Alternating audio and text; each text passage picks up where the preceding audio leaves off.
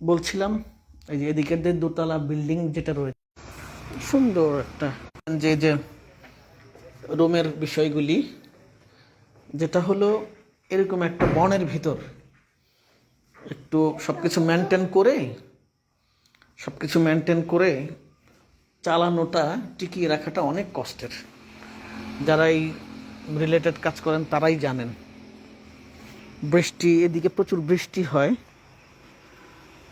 এই বৈরী পরিবেশেও এই আধুনিক সুযোগ সুবিধা দিয়ে, এই যে এসি আছে, প্রত্যেক রুমে এসি আছে, তাই তো?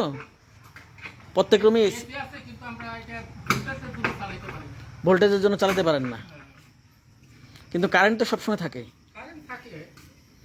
ভোল্টেজের জন্য ভোল্টেজ কম, এই কারণে তো এসি দিয়ে লাভ নাই, এসি রাখাও তো লাভ নেই, নষ্ট হয়ে যায়।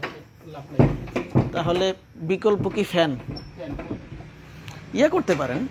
ওই যে এখন তো যে কুলিং সিস্টেম আছে, কুলিং ফ্যান পাওয়া যায়, বুঝছেন? এসির যে দামের চেয়ে অনেক কম দামে কুলিং ফ্যান চালায় রাখলে ঠান্ডা লাগে, ওই যে একটু পানি পানি ইয়ে আসে, এটা ভালো। তারপরও প্রকৃতির কাছে আসলে এই গরম টরম সব মিলিয়ে থাকা উচিত। এটা গরম নাই, হ্যাঁ হ্যাঁ হ্যাঁ, সন্ধ্যার পর থেকে পরে ঠান্ডা পড়ে যায়, বুঝতে পারছি। ঠিক আছে,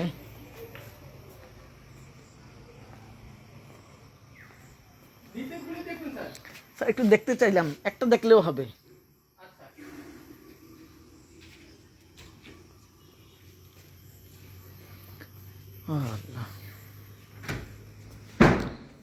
আমি যখন এদিকে কথা বলছিলাম, পাশেই যেহেতু বর্ডার,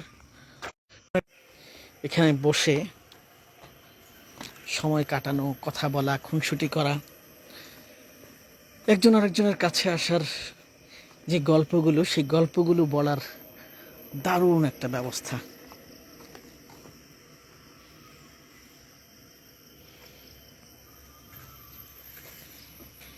বনের নীরব নিস্তব্ধতায় ভেসে আসা অনেক নাম না জানা পাখির গানে মুখরিত প্রতিটি মুহূর্ত যারা আসবেন তাদের ভালো না লেগে উপায় নেই। আসলে তারা যথেষ্ট সুন্দরভাবে সব কিছু করার চেষ্টা করেছেন। সংশ্লিষ্ট কর্তৃপক্ষকে ধন্যবাদ। কালারফুল একটা কটেজ,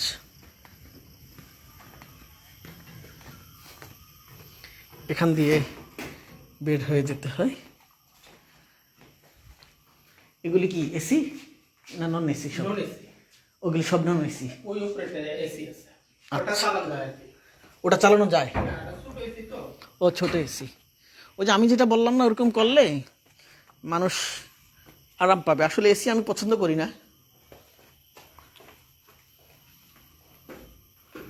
ও গিজারও আছে। শীতকালে তো মনে হয় প্রচুর লোকজন আসে, তাই না? ও এখানে ছোট্ট এসি, এটা চালাতে পারেন তারা। এখানে সমস্যা তারা বললেন যেটা, এটা হলো ভোল্টেজের কারণে চালাতে পারেন না, ভোল্টেজ সমস্যা। কিন্তু এটা ছোট্ট এসি হতে এটা চালাতে পারেন। চলুন এবার এটা দেখি। এখান দিয়েও একই সুন্দরভাবে তারা সিঁড়ি দিয়েছেন, সিঁড়ি বেয়ে ওঠা যাবে, বসা যাবে। এবং এই যে এই পাশে বনের যে মনোরম পরিবেশ, সবুজ শ্যামল যে পরিবেশ, সেটা উপভোগ করা যাবে। তারা চেষ্টা করেছেন, তাদের সাধ্য মতো চেষ্টা করেছেন সর্বোচ্চ। এর জন্য বনরানী ফরেস্ট রিসোর্টের কর্তৃপক্ষকে ধন্যবাদ দিতেই হয় যে তারা খুব সুন্দর একটা ব্যবস্থা রেখেছেন। ও লাইন ইয়ে করতে হয়।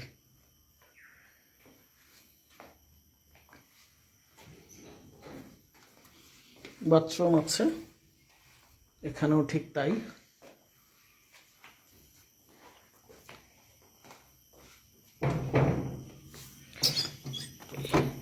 এটার উপরে ওঠার সিঁড়ি নাই, ও গ্লাস দিয়ে যেতে হয়। ও গ্লাস দিয়ে খুলে ওদিক দিয়ে চলে যেতে হয়। যাক, সবারই খুব সুন্দর ব্যবস্থা। মানে এখানে 9টা রুম আছে, 9টা রুমেই মনে করো উপরে ওঠার সিঁড়ি আছে। হ্যাঁ, এটা সুন্দর। প্রত্যেকটা রুমে সিডি দেওয়া। প্রত্যেকটা রুম দেওয়া। প্রত্যেকটা রুমে গিজার আছে। জি। গুড।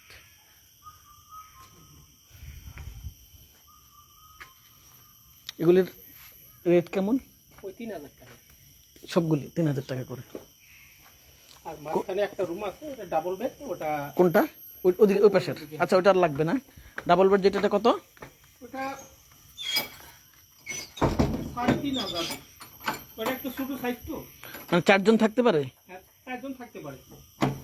এমনি এই রুমগুলিতে আপনার কয়জন অ্যালাউ করেন? এগুলো 2 জন।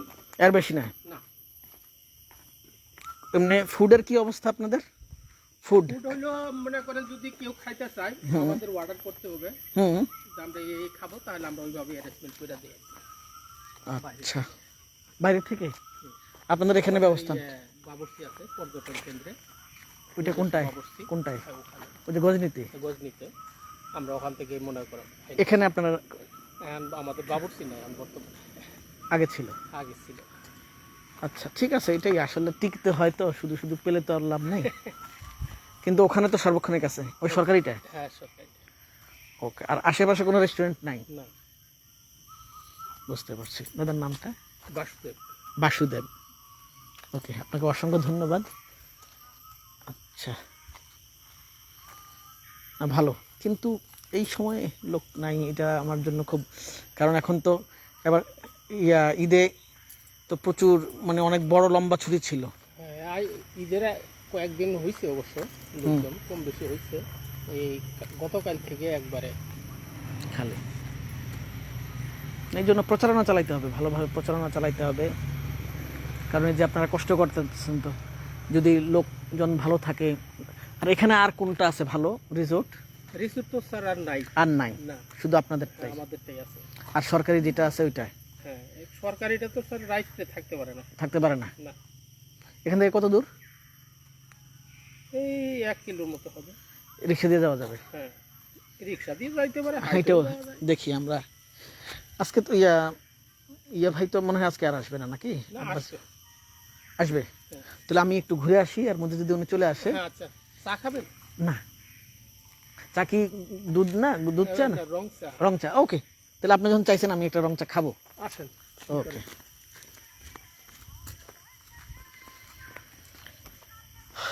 এই হচ্ছে একটা কৃষ্ণচূড়া গাছ।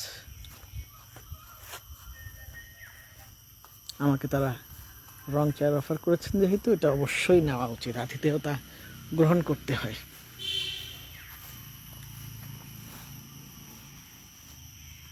তো এই ছিল আজকের আপডেট, যে যারা শেরপুরের গজনীর এই